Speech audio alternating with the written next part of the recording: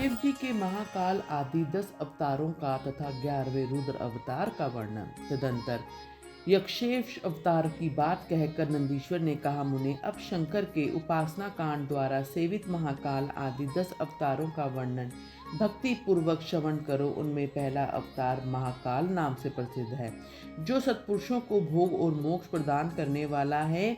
उस अवतार की शक्ति भक्तों को मनवांछित पूर्ण करने वाली है, महाकाली है। दूसरा तार नामक अवतार हुआ, जिसकी शक्ति तारा देवी हुई। वे दोनों भक्ति मुक्ति के प्रदाता तथा अपने सेवकों के लिए सुखदायक हैं। बाल भुवनेश नाम से तीसरा अवतार हुआ, उसमें बाला भुवनीशा शिवा शक्ति हैं, जो सज्जनों को सुख देने वाली हैं। चौथा भक्तों के लिए सुखद तथा भोग मोक्ष प्रदायक षोडहा श्रीविदेश नामक अवतार हुआ, षोडशी श्री विद्या शिवा उसकी शक्ति हुई। पांचवा अवतार भैरव नाम से प्रसिद्ध हुआ, जो सर्वदा भक्तों की कामना को पूर्ण करने वाला है। इस अवतार की शक्ति का नाम है भैरवी गिरजा, जो अपने उपासकों की अभीष्ट दायिनी है। छठा शिव अवतार छिन्नमस्तक नाम से कहा जाता है। भक्त काम प्रदा गिरजा का नाम छिन्नमस्ता है। संपूर्ण मनोरथों के दाता शंभु का सातवां अवतार धूमवान नाम से प्रसिद्ध हुआ। इस अवतार में श्रेष्ठ उपासकों की लालसा पूर्ण करने वाली शिवा घुमावती हुई। शिव जी का आठवां सुखदायक अवतार बगलामुख है, उसकी शक्ति महान आनंददायिनी बगलामुखी नाम से विख्यात हुई। नवा शिव अवतार मातंग नाम से कहा जाता है। उस समय संपूर्ण अभिलाषाओं को पूर्ण करने वाली सर्वाणी मातंगी हुई। शंभु की मुक्ति रूप फल प्रदान करने वाले 10वें अवतार का नाम कमल है, जिसमें अपने भक्त का सर्वथा पालन करने वाली गिरजा कमल कहलाई। ये ही शिव जी के 10 अवतार हैं। ये सब के सब भक्तों तथा सत्पुरुषों के लिए सुखदायक तथा भोग मोक्ष के प्रदाता हैं। जो लोग महात्मा शंकर के इन 10 अवतारों की निर्विकार भाव से सेवा करते हैं, उन्हें ये नित्य नाना प्रकार के सुख देते रहते हैं। मुने, इस प्रकार मैंने 10 अवतारों का महात्म्य वर्णन कर दिया है। तंत्र शास्त्र में जो यह सर्व काम प्रद बतलाया गया है, मुने, इन शक्तियों की भी अद्भुत महिमा है।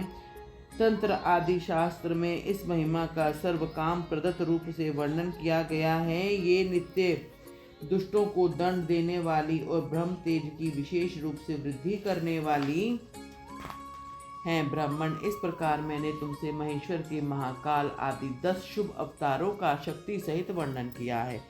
जो मनुष्य समस्त शिव पर्वों के अवसर पर इस परम पावन कथा का भक्ति पूर्वक पाठ करता है, वह शिव जी का परम प्यारा हो जाता है।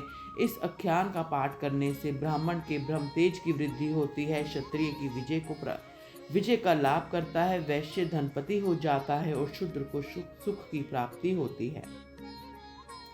सर्वधर्म परायण शिव भक्तों को यह चरित्र सुनने से सुख प्राप्त होता है, उनकी शिव भक्ति विशेष रूप से बढ़ जाती है। मुने, अब मैं शंकर जी के एकादश श्रेष्ठ अवतारों का वर्णन करता हूँ, सुनो। उसे श्रवण करने से असत्यादि जनित बाधा पीड़ा नहीं पहुंचा सकती। पूर्व काल की बात है, एक बार इंद्र आदि समस्त देवता दैत्यों से पराजित हो गए। तब वे भयभीत हो गए, अपनी पूरी अमरावती को छोड़कर भाग खड़े हुए। यूं दैत्यों द्वारा अंत्यत पीड़ित हुए वे सभी देवता कश्यप जी के पास गए। वहां उन्होंने परम व्याकुलता पूर्वक हाथ जोड़कर एवं मस्तक झुकाकर उनके चरणों में अभिवादन किया और उनकी भली भांति सत्वन करके आदर पूर्वक अपने आने का कारण प्रकट किया तथा दैत्यों द्वारा पराजित होने से उत्पन्न हुए अपने सारे दुखों को कह सुनाया। तब उनके पिता कश्यप जी देवताओं की उस कष्ट कहानी को सुनकर अधिक दुखी नहीं हुए, क्योंकि उनकी बुद्धि शिव जी की आसक्त थी। मुने, उन शांत बुद्धि मुनि धैर्य धारण करने वाले देवताओं को आश्वासन दिया और स्वयं परम हर्षपूर्वक विश्वनाथपुरी काशी को चल पड़े। वहां पहुंचकर उन्होंने गंगा जी के जल में स्नान करके अपना नित्य नियम पूरा किया और फिर आदर पूर्वक उमा सहित सर्वेश्वर भगवान विश्वनाथ की भली भांति अर्चना की। तदंतर शंभु दर्शन के उद्देश्य से एक शिवलिंग की स्थापना करके वे देवताओं के हितार्थ परम प्रसन्नता पूर्वक घोर तप करने लगे। मुने, शिव जी के चरण कमलों में आसक्त मन वाले धैर्यशाली मुनिवर कश्यप को जूं कश्यप को जब यूं तप करते हुए बहुत अधिक समय व्यतीत हो गया, तब सत्पुरुषों के गति स्वरूप भगवान शंकर अपने चरणों में तलीन मन वाले कश्यप ऋषि को वर देने के लिए वहां प्रकट हुए।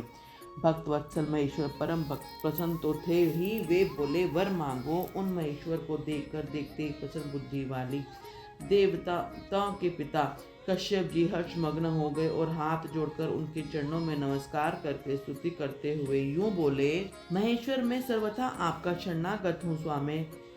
देवताओं के दुख का विनाश करके मेरी अभिलाषा पूर्ण कीजिए। देवेश में पुत्रों के दुख से विशेष दुखी हूँ, अतः ईश मुझे सुखी कीजिए, क्योंकि आप देवताओं के सहायक हैं। नाथ, महाबली दैत्यों ने देवताओं और यक्षों को पराजित कर दिया, इसलिए शंभु आप मेरे पुत्र रूप से प्रकट होकर देवताओं के लिए आनंददाता बनिए। नंदीश्वर जी कहते हैं, मुने कश्यप जी के ऐसा कहने पर सर्वेश्वर भगवान शंकर उनसे तथेति ऐसा ही होगा यूं कहकर उनके सामने वही अंतर ध्यान हो गए। तब कश्यप जी महान आनंद के साथ तुरंत ही अपने स्थान को लौट गए। वहां उन्होंने यह सारा वृत्तांत आदर पूर्वक देवताओं से कह सुनाया। तदंतर भगवान शंकर अपना वचन सत्य करने के लिए कश्यप द्वारा सुरभि के पेट से 11 रूप धारण करके प्रकट हुए। उस समय महान उत्सव मनाया गया। सारा वृत्तांत शिवमय हो गया। कश्यप मुनि के साथ साथ सभी देवता हर्ष विभोर हो गए। उनके नाम रखे गए कपाली, पिंगल, भीम, वीरूपाक्ष, विलोहित, शास्ता, अजपाद, अहिरबंधुर्ने, शंभु, चंड तथा भव। ये 11 रुद्र सुरभि के पुत्र कहलाते हैं। ये सुख के आवास स्थान है तथा देवताओं की कार्य सिद्धि के लिए शिव रूप से प्रसन्न उत्पन्न हुए।